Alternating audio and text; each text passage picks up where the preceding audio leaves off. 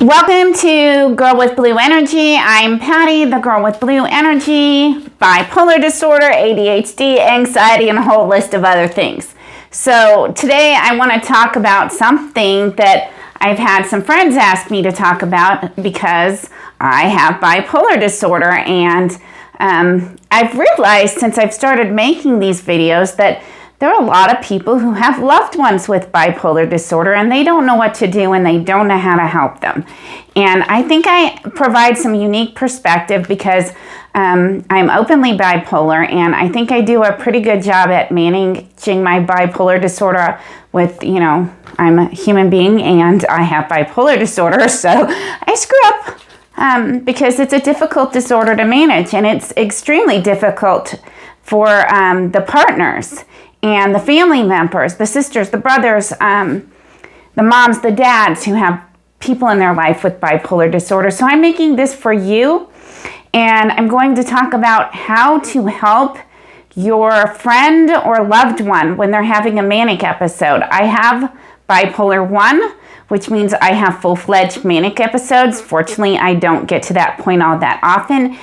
The difference between bipolar 1 and bipolar 2 is the type of mania you have. Hypomania is what you typically see, where people get a little hyper and have extra energy, might clean their whole house. People with full-fledged mania can go a week or two without sleeping. They can start having hallucinations, all kinds of scary stuff. And these are some of the symptoms I don't talk about often because they're pretty uncomfortable, but it's also why I am so diligent in managing my mood disorder, because I have experienced a full-fledged manic episode more than once, and my partners, my sister, or people in my life have witnessed it, and so they all try to help me actively manage it.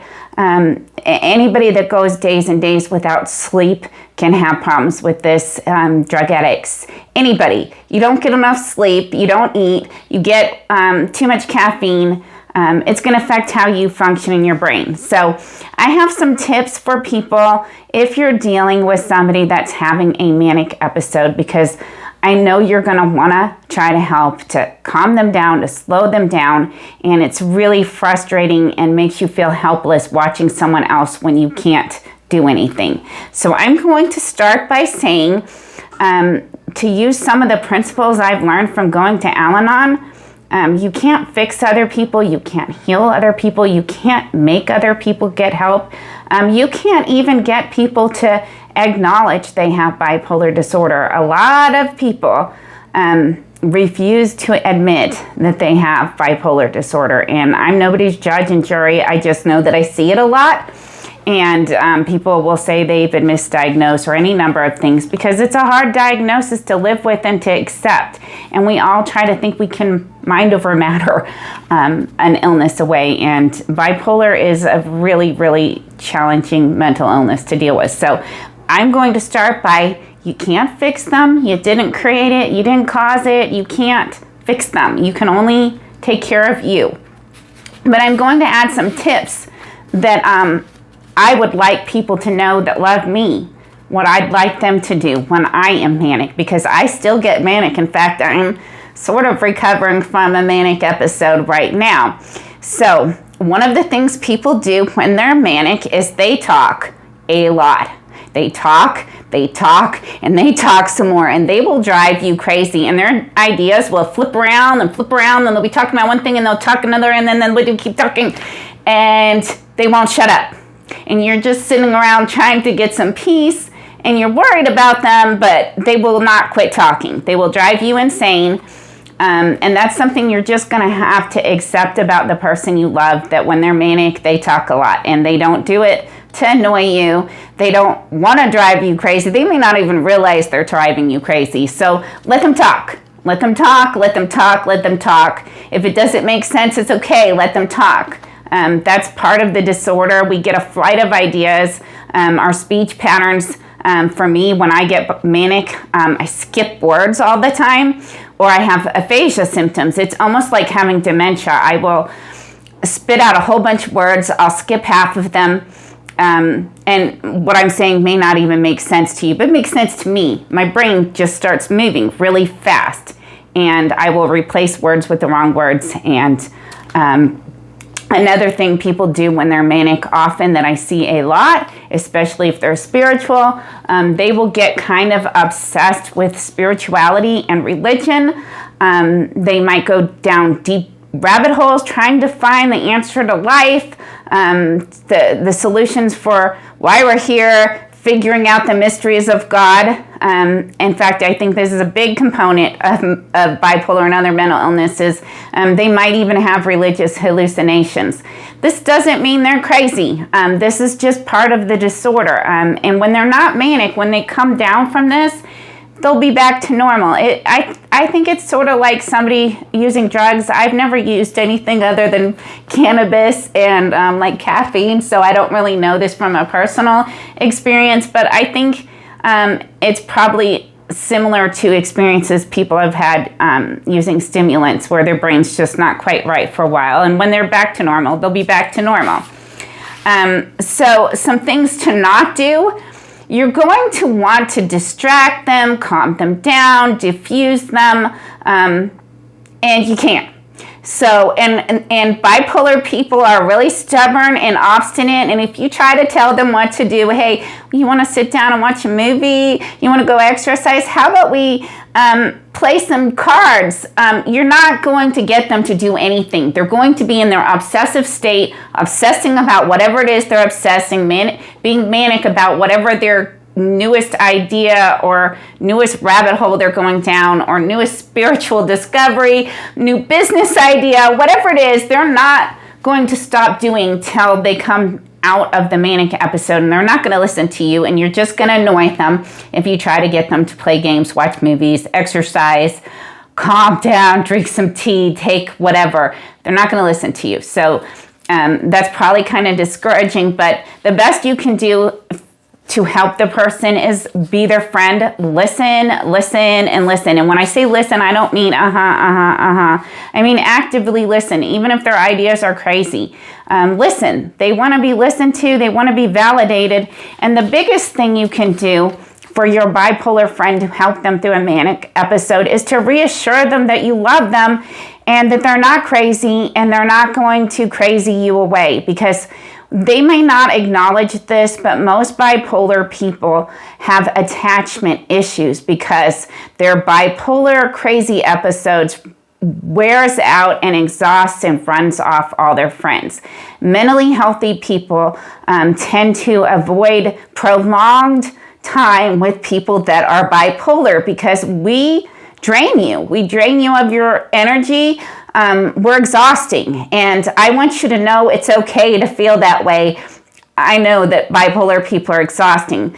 So what you can do for that person when they're in that manic episode is reassure them, I love you, I love you, I love you, I'm listening, I'm here for you, I care about you, and never make them feel like you think they're crazy or that they... because when you do that, they're going to just pull back and they're going to not trust you and they're not going to talk to you.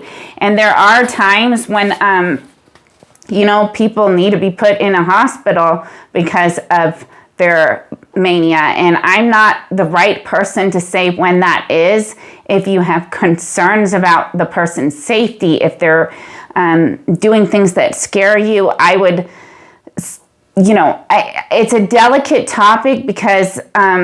I have mixed feelings on this, having lost people from mental illness and also seeing people institutionalized just because they're ill.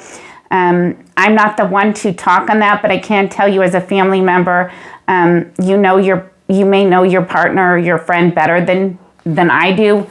Just pay attention for signs that something dangerous might happen. But if they're just being manic and they're safe, let them be manic. It will eventually run its course. And this is for you because for people that live with someone with bipolar, you are very special people. And even though I know that sometimes you may blow up in rages at us because we are hard to deal with, you need to take care of you, because people with bipolar crave stability. They need stability. They look for friends and partners that are stable because they're used to people being hostile with them when they get in these states. They're used to losing friends. They're used to abandonment issues. So the best thing you can do as a friend, partner, family member is make sure that person feels loved and secure, and that they're not going to be abandoned because they're manic. Sometimes you do have to distance yourself from people when they're having a manic episode because it's affecting you, but you can still be a friend. Some things I do is I check in on people. I might send them a text with a love you and a heart, or something really simple, because a lot of times people don't want to talk, and sometimes they do. You have to go with that person's, you'll have to know the person. Some people talk through the mania and get it out, and some people isolate. So that's my advice for today. Try to love your friend, partner, and be understanding, and it will eventually pass. Nobody stays manic forever. It will eventually pass. I have tips in other videos, and I'm going to try to make more content on how to maintain stability. We need a lot of routine and structure and consistency in our lives, and sometimes we fight that. So if you have someone with bipolar, you're a really special person to love that person as they are. Try to take care of you. Take time for yourself, because you can't care for them if you're not stable. So if you need to, take a break, take a bath, go for a walk, go hang out with your own friends, get your own support system. But everything will eventually, will eventually stop being manic, and you just can love someone for who they are and where they're at, and try to be a friend. So that's my advice for anyone dealing with a loved one or friend with bipolar and struggling through a manic episode.